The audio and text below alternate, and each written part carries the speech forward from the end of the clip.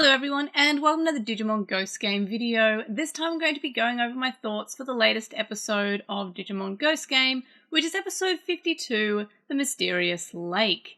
Now, the episode starts up straight away with a human who is hiking through a fairly mysterious lake, as the title would imply, and all of a sudden there's this thick fog and some creepy, disembodied whispers warning him to leave. Unfortunately, he still gets pulled under the water, and we don't actually know what happens to him. We do later find out that this Mon of the Week is Xiaojinmon, who is Guapamon's perfect form, and this Digimon has developed a taste for human flesh, which kind of surprised me that they described how he eats the humans in fairly graphic detail for what I usually expect just to be a children's show, but it's Ghost Game. It definitely goes further than previous seasons of Digimon in terms of graphic and gruesome details. So we don't actually have this this human, as far as I'm aware, doesn't show up at the end being surviving and well and fantastic. So one would kind of imply that he got eaten, which is kind of sad for that guy. So rest in peace, a random guy at the start of the episode. Then we have the characters show up at this lake, because of course they do. We find that Kiyoshiro is just there because it was featured on a show that he likes, and Ruli is there investigating these reports of a kappa, which is what Guapamon is based on. Now, Ruli ends up leaving at night, and here's where my first disappointment about the episode is, because Jellymon seems really excited to be there, and then the next shot is Ruli and Angoramon and Espimon investigating on their own at night, and then Jellymon being sad that she was ditched back at the ryokan. Now, I was kind of disappointed because I love when we get partner Digimon teaming up with humans that aren't their partner human. And especially because we've seen that a few times in Ghost Game, and I kind of want that expanded upon. I want to know what the extent of synchronization is if it's going to be any different now they've got the upgraded Vital Bracelet or not. And we didn't get that. She just ditched Jellymon, which I didn't like that. I wanted to see them team up again. But whatever, we got to see Espimon using his eyes as torches, apparently. So Angoramon and Ruli and Espimon go to investigate. Ruli gets taken under the water by a Guapamon, who then tries to save her.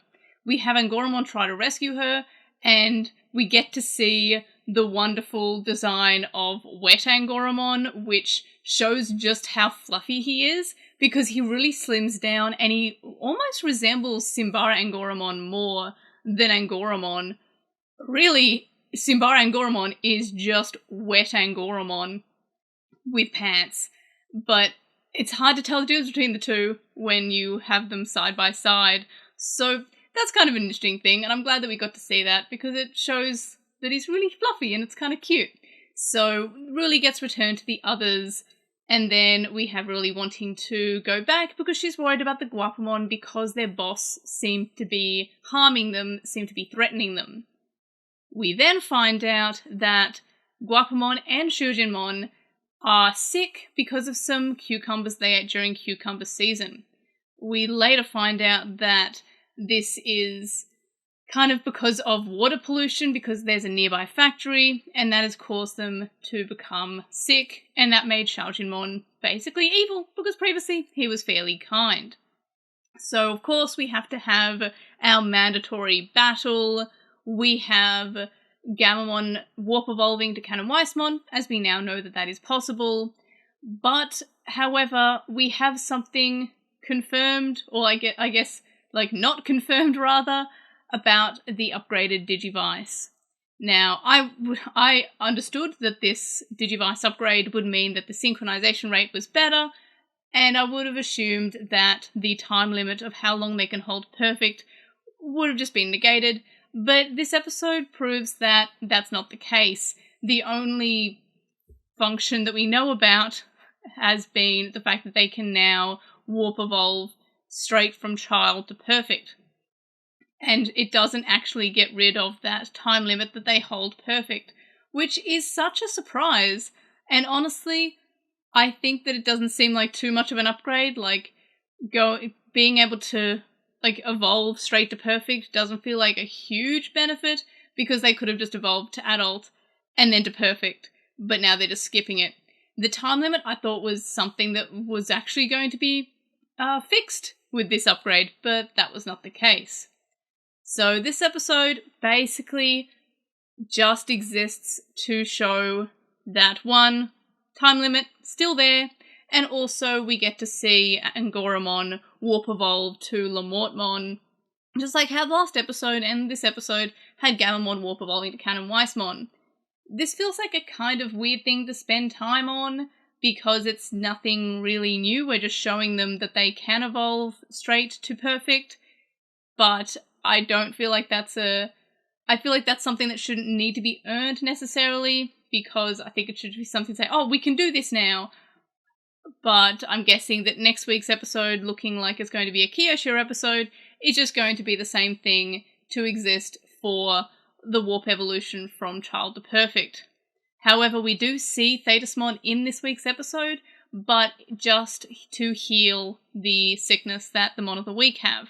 We don't actually see her evolving at all. We don't see how she got to Thetismon, which I can only imagine is just there because they would have probably warp evolved, but we have to show next week's episode them warp evolving.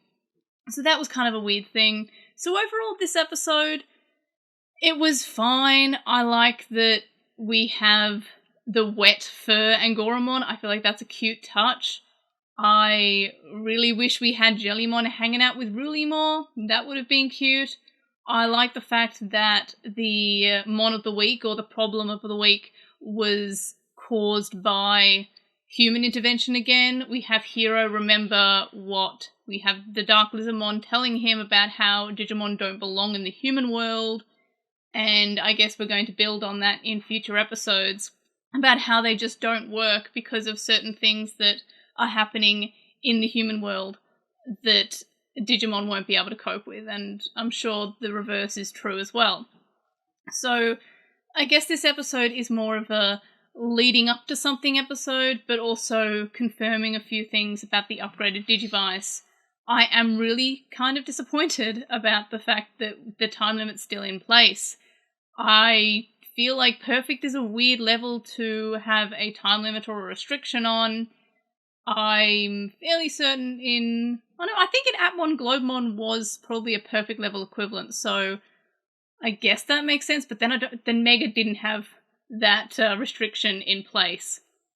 So, yeah, I guess it's nothing too new, but then they got the upgraded Digivices, and it didn't have the restriction, as far as I recall. I might be misremembering, but I feel like the upgraded Digivice should have been the thing to fix that. In terms of some Ghost Game-ish related news, we have some more information about Gammamon's megaforms. Now, if you're not interested in this, turn off the video now, or mute me, or something, because this will be, I guess, spoiler territory, because they haven't showed up in the show. We have their names, and we have their designs. So, there's your warning. Let's get into it. So first up, we already knew about Siriusmon from the Vital Bracelet BE Jewel V Digivice, which is so many words, so many acronyms going on there. But now, because of V-Jump, we have a better design of him that's not just him far away, and it's not just him in sprite form. So that's pretty neat. We also got to see 2 additional Digimon that were previously silhouettes in this growth chart. And these appear to be 2 more megaforms for Gammamon, with one looking like it's going to be Gulas Gammamon, Regulusmon, and his megaform for the dark path. So we've also got what looks to be a combination between the regular, good Siriusmon, Canonweissmon, etc., and we have the bad Gulas Gammamon and Regulusmon. So these 2 Digimon are called Arcturusmon, and we've also got Proximamon. So brand new Digimon. I am kind of like, I mean, I already predicted that they would be just additional mega forms for Gammamon. Kind of bummed that we get so many for Gammamon. I hope Jellymon and Angoramon also get multiple mega forms. I'm going to doubt it because Jellymon and Angoramon also only had one adult form and one perfect form, while we have Gammamon having 3 adult forms, 2 perfect forms, with that being Canon Weissmon and Regulusmon, and now 3 mega forms, with one of them kind of, again, looking a bit of a combination between the dark side of Gammamon and the good side of Gammamon. So there you go, 3 additional Digimon, so many Digimon that are debuting this year. I'm really hoping that we get news about the Jellymon and Angoramon beam dim soon, because I'd really like to see what mega forms they get, or if they get additional adults and perfects and megas, just like Gammamon has. But again, I'm kind of doubtful. I wish that his evolutions, he had less of them. I wish it wasn't too focused on him having all these forms and the rest of them not. Or rather, the rest of them having lots of forms, because that's kind of what the Vital Bracelet's all about. It's about getting different forms depending on how you train your Digimon. But the others, I guess, don't get that. But in any case, I'm pretty sure that's all I wanted to talk about today. We've reviewed this week's episode, that's a tick. And of course, we've talked about these new Digimon. So that's exciting. So let me know your thoughts about this episode and also these new Digimon in the comment section below. Like this video if you also think that Jellymon and Angoramon should have more evolutions. At least, maybe not as many as Gammamon, but just more than just the norm of having one per stage. So yes, subscribe if you haven't already. I'm still trying to get to 13,000 subscribers by the end of the year. It's not looking too good. I still have about 500 subscribers to get, and it's just over a month left of the year. So please subscribe if you haven't already. Tell a friend, tell a neighbor, tell someone that you haven't seen since you were about 5 years old. I'm sure that they'll appreciate you reaching out to tell them that they should follow this random Australian on YouTube. So in any case, those are my thoughts this week. Like, comment, subscribe, etc, etc. And of course, I'll see you in the next one. Bye!